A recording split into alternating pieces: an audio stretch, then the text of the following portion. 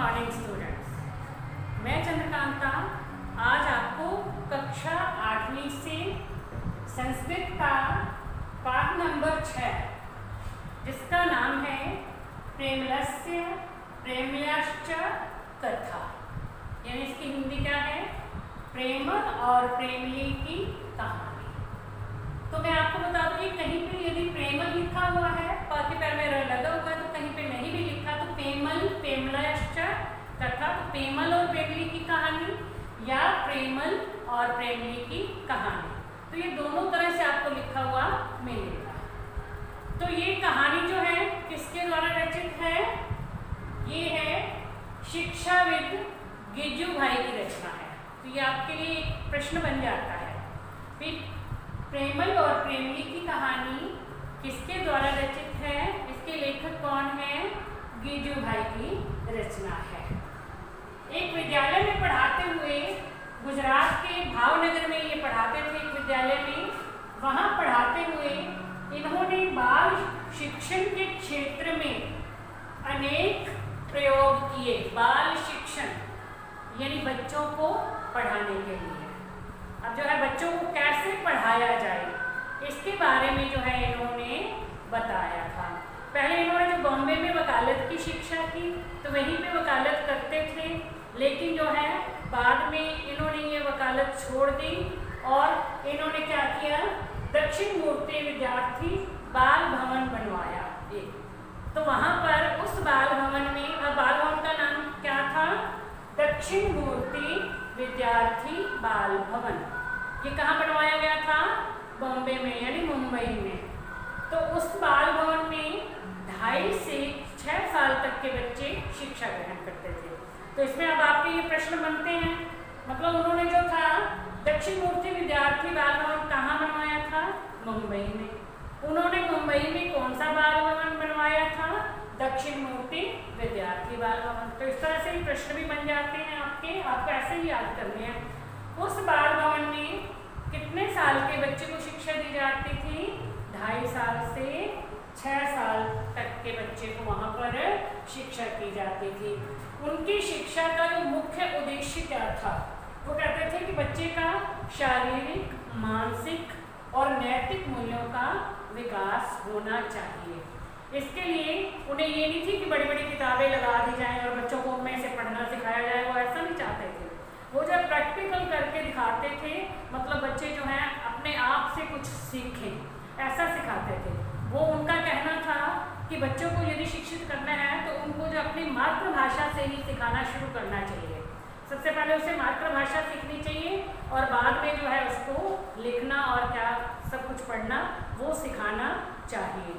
तो अब आपको मैंने जो है ये इनके बारे में मैंने ये आपको बताया, गिज्जू भाई के बारे में। अब इनकी जो यहाँ पे कथा है दी गई है बुक में, आपके सिलेबस में जो है प्रेमलस्य प्रेमयाश्च कथा, उसका अब मैं आपको हिंदी में अनुवाद समझाती हूँ। तो वो जो हिंदी में अनुवाद है वो मैं आपको बुक में से पढ़ के ही समझा रही हूँ। तो बच्चों आप जो है ध्यान से इस वीडियो को देखोगे और फिर सुनोगे, क्योंकि इसमें मैं आपको दोबारा से मतलब इसका हिंदी में अनुवाद जो है ना तो लिख के भेजूंगी ना लिखवाऊंगी बोल करके, बस आप वीडियो देख के जो मैं आपको समझा रही हूँ आप बुक खोल के बैठोगे, उसमें से एक एक पंक्ति जैसे है तो आप उसका हिंदी में अनुवाद लिख भी लोगे और याद भी कर लोगे। इसी में से ही जो है प्रश्न आएंगे और पीछे जो दिए गए प्रश्न हैं वो आपको स्वयं करने होंगे, क्योंकि जो मैं अनुवाद तो समझा ही रही हूँ तो उसी के अनुसार आप जो पीछे दिए गए प्रश्न हैं वो कर लोगे। अब देखो बहुत आसान सा है, मतलब अच्छी सी है कविता, जब वो कविता नहीं ये कहानी है। अब इसमें जो है एक ऐसी स्त्री का वर्णन किया गया है जो अपने घर के कार्यों को, जैसे पारंपरिक भूमिका निभाती है ना, औरतों का ही काम होता है कि वो घर के काम करें, लेकिन कुछ औरतें बड़ी चालाकी से या चतुराई से अपनी बातों में दूसरों से काम करवा लेती हैं। तो उसके बारे में यहाँ पे वर्णन किया गया है। अब देखो, एक आसित प्रेमलम एका चासित प्रेमली, एक प्रेमल था और एक प्रेमली थी। मतलब कहानी सुनाते हैं हम कहते एक बार एक राजा था और एक रानी थी, तो इस तरह से शुरू किया एक बार एक प्रेमल था और एक प्रेमली थी। काष्ठ छेदेन, काष्ठ मैंने होता है लकड़ी, छेदेन काटने से। श्रांत थका हुआ। प्रेमलः सायंकाले गृहम आगच्छ। लकड़ी काटने से थका हुआ प्रेमल सायंकाले शाम के समय घर आया। प्रेमलिं चावदत्, और प्रेमली से बोला, अवदत् बोलना। प्रेमली अद्यम खलु भृंशम श्रांतो अस्मि, कहते कि आज मैं बहुत ज़्यादा थक गया हूँ। मह्यम जलम उष्णम कृत्वा देहि, उष्णम मैंने होता है गरम, मुझे जल गरम करके दो, पानी गरम करके दो। अहम स्नात्वा तस्मिन् जले चरणों स्थाप्यामि, मैं स्नान करके उस जल में अपने पैरों को रखूँगा। कहते हैं ना पैर जब ज़्यादा थक जाते हैं तो गर्म पानी में पैर रख के बैठ जाओ थोड़ी देर तो थकावट दूर हो जाती है। तो वही इसने कहा कि मैं आज जो है लकड़ी काटने से बहुत थक गया हूँ, अब तो मुझे ना पानी गर्म करके दे दे और मैं उसमें पैर रख के बैठ जाऊँगा। तेन मम श्रांति अपगमिष्यति, जिससे मेरी थकान दूर हो जाएगी। अब आगे उसकी बात सुन करके देखो प्रेमली क्या बोलती है। प्रेमली अवदत् तव अनुरोधम कथम अह्यम अस्वीकुर्यामि, तुम्हारे अनुरोध को मैं कैसे अस्वीकार कर सकती हूँ, यानी तुम्हारी कही गई बात को मैं कैसे मना कर सकती हूँ।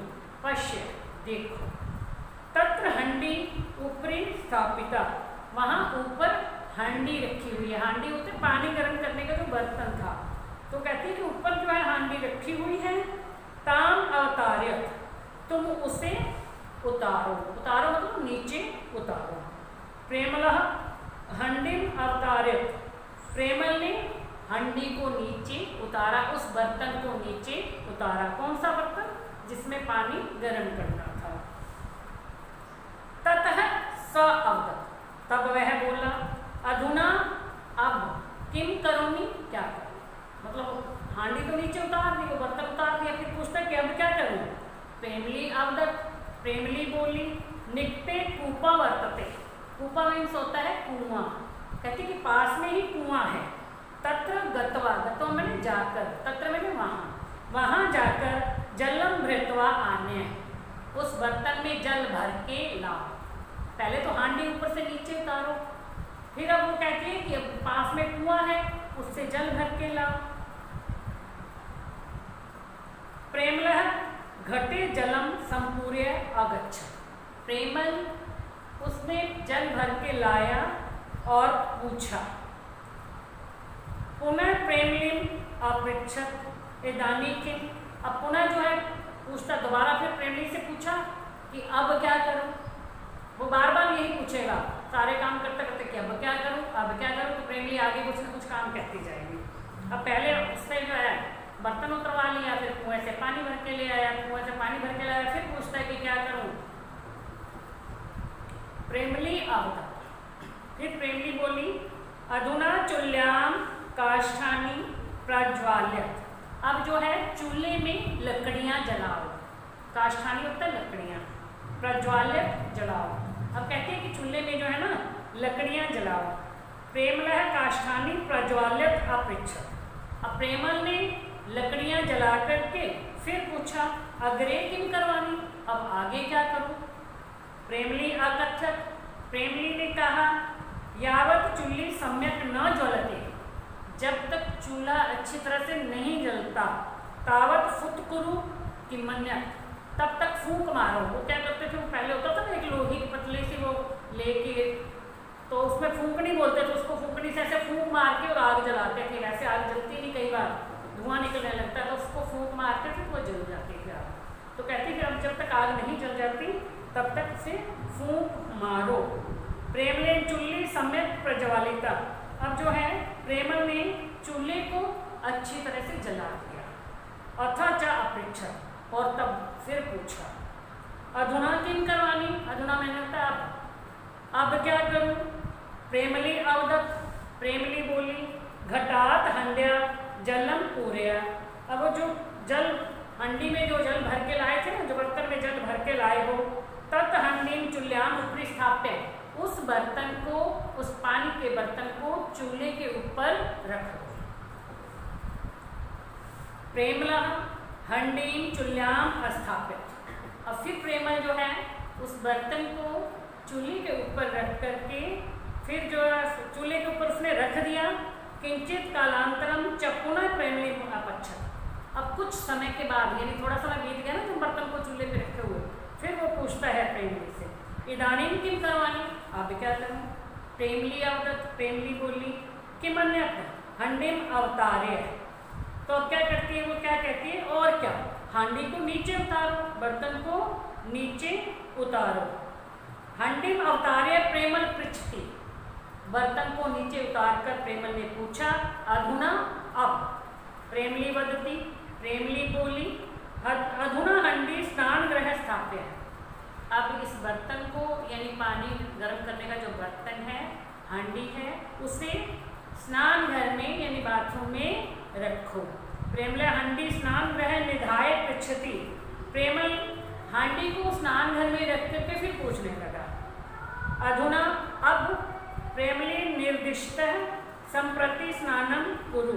अब प्रेमली ने निर्देश दिया, अब स्नान करो। प्रेमल स्नात्वा अपृच्छत, अब प्रेमल ने स्नान करके पूछा, अधुना किम करणीयम, अब क्या करूं? प्रेमली अवदत, प्रेमली बोली, इदानीम हांडी यथा स्थानम निदेहि, अब हांडी को उसी स्थान पर रख दो। किस स्थान पर? यानी जिस स्थान से लेकर के आए थे। प्रेमलः हंडी संस्थाप्य शरीरम हस्तेन संस्पृश्य अकच्छत। प्रेमल ने हांडी को उसी स्थान पर रखा। फिर जो उसने नहा लिया था ना, तो अपने शरीर को छू करके वो कहा।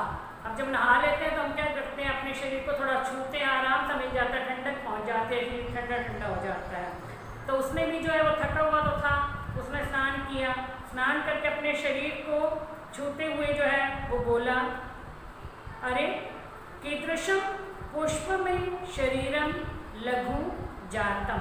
अब देखो क्या बोलता है कि कीदृशम कैसा, पुष्पमय फूल जैसा, शरीरम शरीर, लघु, लघु मैंने होता है वैसे छोटा, तो यहाँ हम लेंगे इसके लिए हल्का। देखो नहाने के बाद शरीर कैसे फूल जैसे हल्का हो गया है।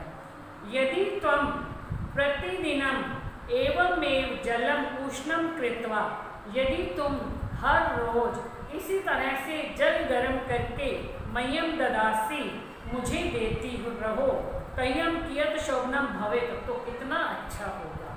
मतलब वो कह रहा है कि यदि तुम मुझे इसी तरह से रोज जल गर्म करके देती रहो तो कितना अच्छा होगा।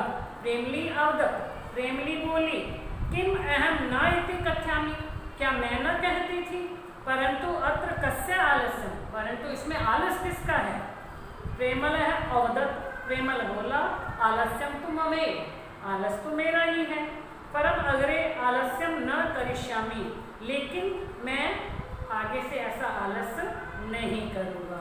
प्रेमली अवदत, प्रेमली बोली, अस्तु ठीक है, संप्रति आवाम भोजनम कुरु, अब आओ हम दोनों भोजन करें। तो बच्चों आपको पता चल गया होगा भी उसने, प्रेमली ने क्या काम किया।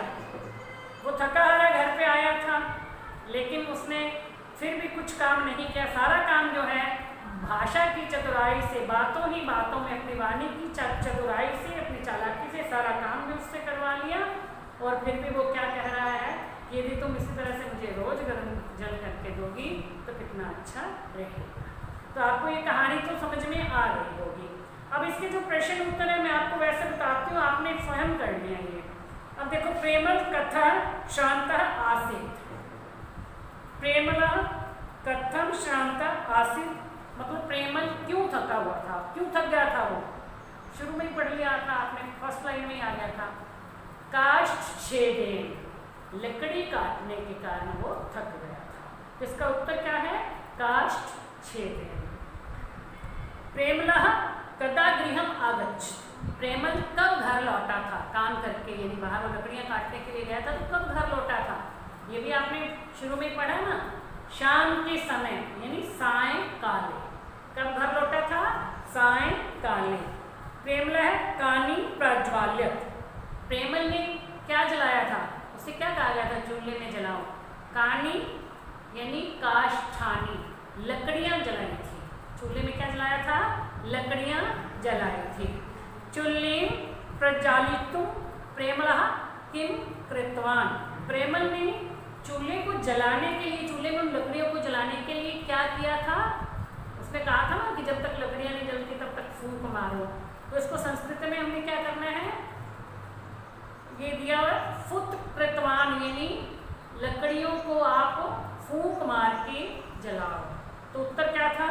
किम कृतवान, फुत कृतवान। ठीक है। अब आ जाता है प्रेमली कस्य पत्नी आसीत। प्रेमली किसकी पत्नी थी? यानी प्रेमल की पत्नी का नाम क्या था? प्रेमली। तो प्रेमली किसकी पत्नी थी? प्रेमलस्य, हम संस्कृत में लिखेंगे, यानी प्रेमल की पत्नी थी। तो प्रेमलस्य। ठीक है। तो ये अब आपको प्रश्नों के उत्तर समझ में आ गए होंगे।